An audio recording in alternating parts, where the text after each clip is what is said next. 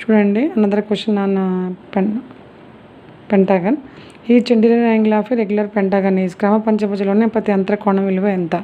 అంటే regular pentagon అంటే పెంటాగన్లో 5 sides ఈక్వల్గా ఉంటాయి. ఈచ్ ఇంటీరియర్ యాంగిల్ ఈక్వల్గా ఉంటుంది, ఈచ్ ఎక్స్టీరియర్ యాంగిల్ కూడా ఈక్వల్గా ఉంటాయి. కాబట్టి మనము ఇక్కడ n ఈక్వల్ ఎంత అండి? Number of sides 5. అయితే ఈచ్ ఇంటీరియర్ యాంగిల్, ఎక్స్టీరియర్ కాదు, ఇంటీరియర్ యాంగిల్ ఫార్ములా.